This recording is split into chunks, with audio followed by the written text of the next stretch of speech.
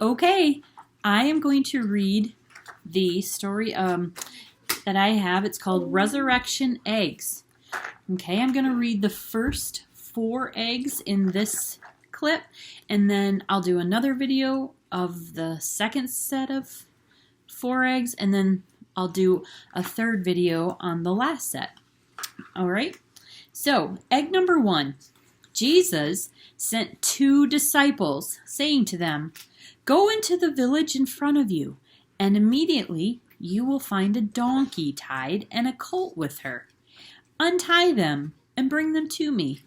If anyone says anything to you, you shall say, 'The Lord needs them,' and he will send them at once." So the disciples went, and they did as Jesus had directed them. They brought the donkey and the colt and put on them their cloaks or coats, and he sat on them. Most of the crowd spread their cloaks on the road, and others cut branches from the trees and spread them on the road. And so here I made, it's not a very good one, but it's kind of, I tried to depict what the kind of palm branches, palm leaves that they were putting on the road. And they would put these on the road for the kings to walk on. And Jesus was the king. And so they wanted the very best for him. All right. So we're going to open the blue egg. And what do you find inside?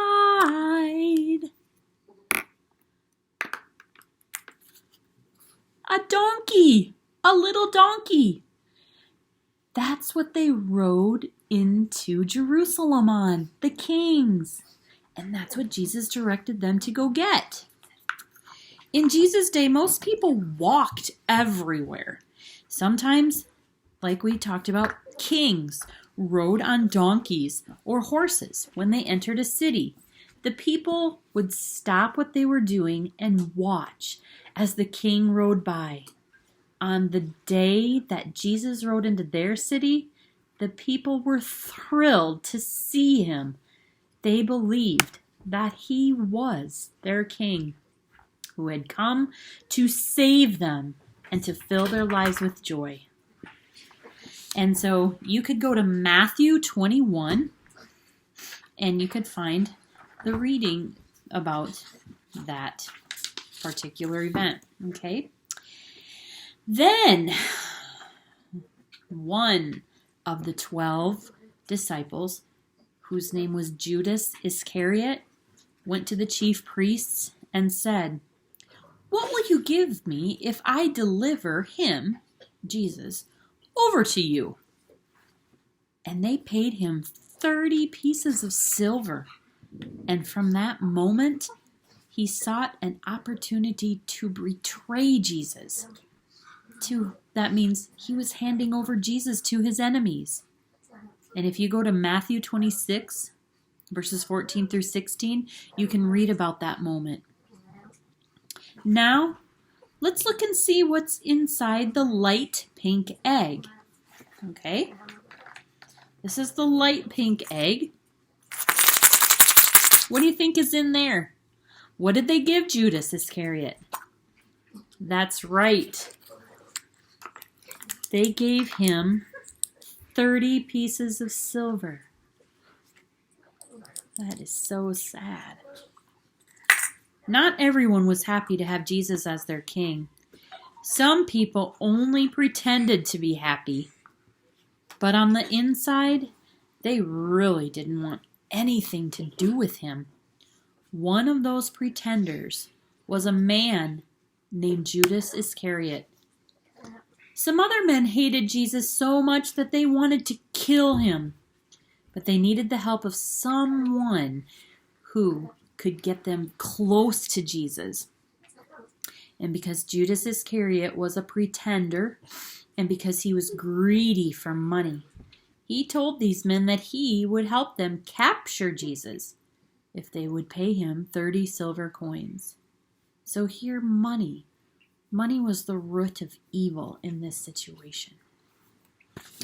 All right, egg number 3. And he took a cup, and when he had given thanks, He gave it to them, saying, "Drink of it, all of you, for this is my blood of the covenant, which is poured out for many for the forgiveness of sins." And again, you can go to Matthew 26, verses 27 through 28, and that we'll talk about that. Okay? So we're going to open up the light purple egg, and we're going to see what's inside. You ready? Oh! A cup. It's a cup. It's what he put the blood in for the communion. All right, so Jesus had a special dinner with his disciples. 12 of his closest friends who traveled with him and learned from him were the ones that he had this special meal with. And we learn all about them, don't we? During the meal, Jesus stood up and held out a cup and gave everyone a drink from this cup.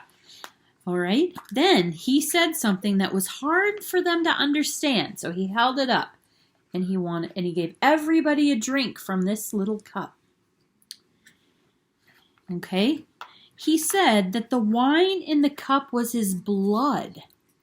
He didn't mean that they would actually be drinking Jesus' blood, but that the wine that he put in this cup was a symbol or like a picture of his blood. He wanted them to remember this special night and the promise he was making to them and to all people. Do you know what that promise is? Well, you're going to find out if you keep listening, but I think you know what that promise is.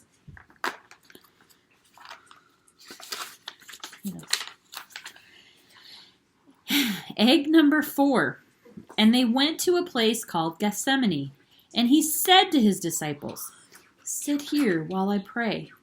And he took with him Peter and James and John.